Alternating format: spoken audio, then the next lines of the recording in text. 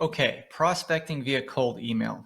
I'm smiling because this is something a lot of public adjusters ask me. They approach me and say, Mike, I've got this email list I purchased. How can I send out an email to get some responses? And just hold on. Let me talk to you about the best way to prospect via cold emails. You can build a lot of great partnerships with cold emails, but you have to do it right. And you should also not in the process ruin your inbox. And what that means is like if you send out the wrong type of cold email, your email will be spammed out by anybody you send email to in the future. It'll just go straight to people's spam box. So let me show you how to fix all this. First of all, what is a cold email? Well, a cold email is any email sent to a potential client, and a client could be a potential partner, right? Someone that you want to do business with. And that doesn't have an existing connection with you. So they are first time hearing about you with this email. Don't do email blast. That's the first thing you should not do. Use a mass email service like MailChimp or Constant Contact with caution. There are better alternatives to that, but in a pinch, you can use that. I don't recommend it for a cold email outreach. And we'll talk about the details of this coming up, but really MailChimp, Constant Contact are impersonal. With all these HTML emails and the images inside the emails, that's not a good way to reach out to someone from a personal level. This cold email should be a personal email. I don't want you to CC or BCC a lot of people. Just 2 days ago, somebody CC'd me on an email with 99 other people that they wanted to talk to. I was now exposed to 99 other people that they were reaching out to. And not only that, the 99 other people also had each other's email addresses. So we all just started this reply all thread that just kind of reamed the person who just put us all on this thread together. And it was kind of funny, but it was sad at the same time because I now had 18, 20 emails coming to me with all these reply alls, and it was quite annoying. If you don't know what the difference between CC and BCC is, let me explain it to you really quick. If you want to send out 100 emails to somebody and you put it in the CC line, everybody else can see each other's emails. If you put it in the BCC line, nobody can see each other's emails. BCC stands for blind carbon copy, and CC just stands for carbon copy. A CC is just when you want to send an email to a lot of people, and any one of those people can reply all and start emailing everybody else on that same thread. A BCC, there's no reply all because all they see is your email address. Okay. Another thing not to do is don't buy an email list. I know that's tempting, but I don't recommend them because all they are is they're harvested emails, and a lot of them are just info at or admin at, and they don't get to the person that you want to get to. Okay. There are great ways to gather emails now. We live in an age of deep data discovery, and lightning fast internet. There's a lot of bots and stuff out there that can get you some great email addresses pretty easily. So let me pause this video really quick. I want to show you one of my favorite tools, hunter.io, but they have competitors. There's also Arrow Leads, there's AnyMail Finder, there's a ton of them. But let me take you through hunter.io. It's completely free for up to 50 emails a day. So let me just show you a quick live tool that I'm going to show you how to gather an email address. Hold on. Okay, so this is hunter.io, and all they're asking for is the domain of the company. And why they want this is because every company has their own pattern with how they have employees. So it might be first name, last name at company name. It might be first name dot last name at company name. Could be first initial, last name. It could be a lot. So what this company does is they identify what that structure is, and then they'll search for the employees on any kind of public-facing website, and they'll pull them in for you. So let me explain to you this. Drag this LinkedIn. I opened up LinkedIn. I typed in the word public adjuster. Let's just say we want to form a relationship with a public adjuster. Let's find a good one here. There you go. This guy looks nice. Pinchas Penny. All right. So it looks like he works for Bulldog Associates. So let me just go to their website. I'm just copying their name and I'm putting Bulldog Associates. I see there. So now I have their domain name. Okay, so I'm just going to type that in here.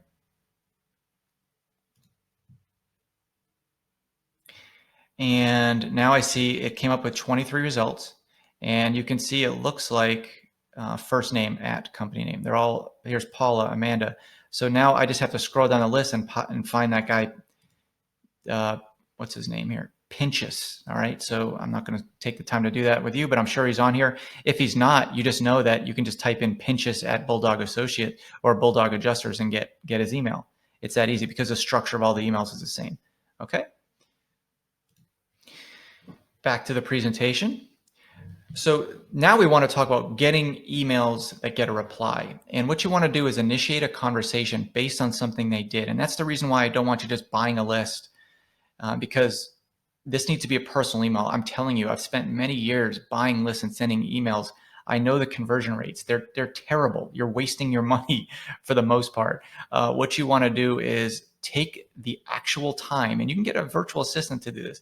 Take the time to find something they recently did. And a premium LinkedIn account is great for this because you can get other data that you can't with a regular LinkedIn account.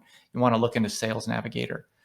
But when you initiate a conversation based on something they did or is looking for something they're about to do, you can initiate a very personal email that will get a response 99% of the time, not something that gets a response 2% of the time, like as opposed to an unpersonalized email with an email list purchase. Okay. And I'm going to give you an example here in just a minute. You also want to be timely. So you don't want to send something out on a Saturday morning. Usually emails are replied to on Tuesday, Wednesday, and Thursday. A lot of times, and this has been proven through various studies, not ones that I have made, but studies that companies have done that show the best way to get an email response in terms of timing. Mondays, people are just playing catch up on all the emails they got in the weekend. Fridays, people are checked out. They're already thinking about the weekend. Tuesday, Wednesday, Thursday, specifically between 10 a.m. and 2 p.m. are ideal. Okay. They're not clearing out their emails on after 10 a.m. and after 2 p.m. they're not looking forward to whatever they're doing that evening. Okay.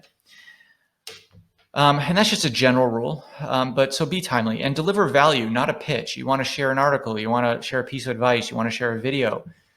Share a little funny cartoon if that's what it calls for. This is not about your company. You're about initiating a conversation. It's not a sales pitch.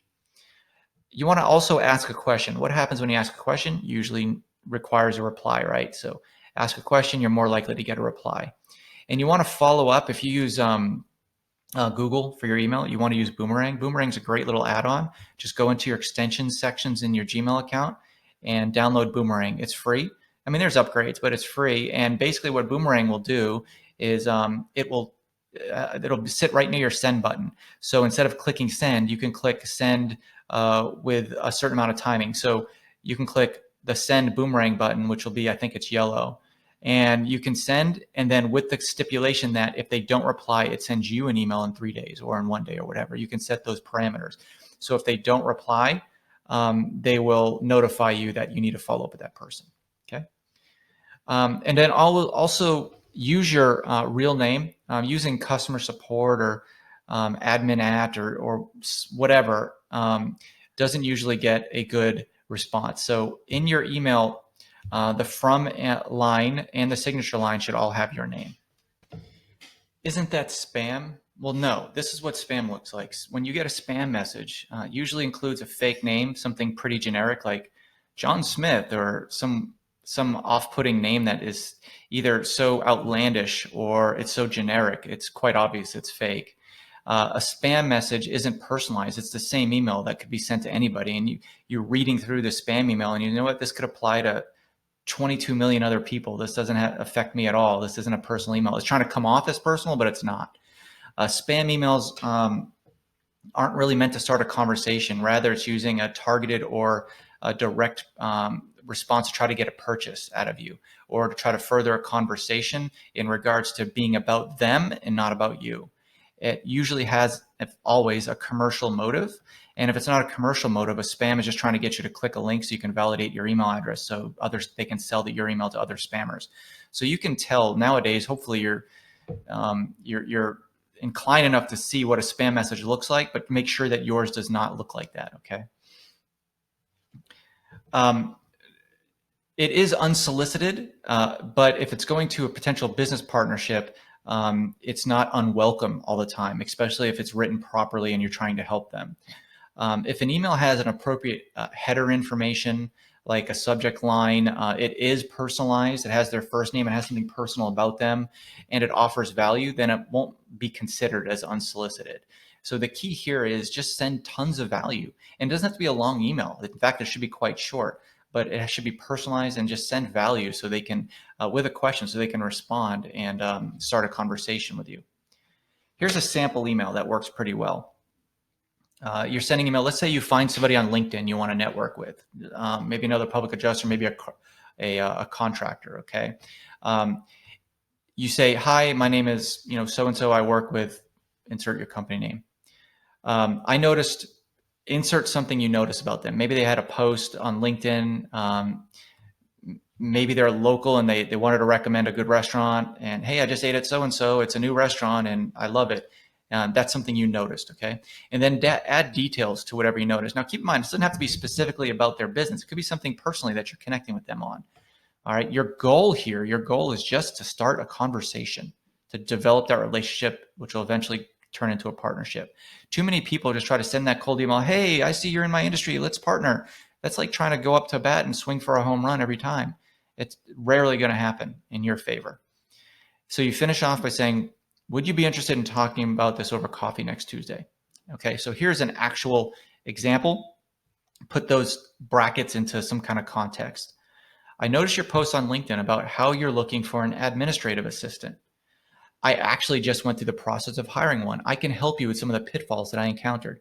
Would you be interested in talking about coffee Tuesday? Now, when I talked about earlier in the video about getting a virtual assistant, this is something that you can start a spreadsheet. Say, hey, column 1 is the name of the person. Column 2 is their LinkedIn profile. Column 3 is a recent post. Now, a virtual assistant can go down a recent post and just say something that they've noticed on their wall that they've posted personally about them or their company that could be a tie into what you're doing. A virtual assistant, quote unquote VA, can do that for you. They can say, okay, there could be a little note section, but on that spreadsheet it says this person just mentioned that they're looking for an admin assistant. And then you can just go down that spreadsheet. Okay, I can relate to that. Let me write them an email. Like, VAs in the Philippines work for $5-8 an hour, and you can get them to hire them for a full day of work. It's $30-40 and then get you 100 different prospects that you can potentially form a relationship with. Okay, I don't know, whatever their speed of their work is. Okay, so you want to also experiment with variations. You don't want to just send one email. What I do is I track my open and my replies, and a simple spreadsheet can do this. So look at this spreadsheet I created. I have version. So I have 3 different versions of an email, A, B, and C. And one email, maybe version A could be super short. Version B could be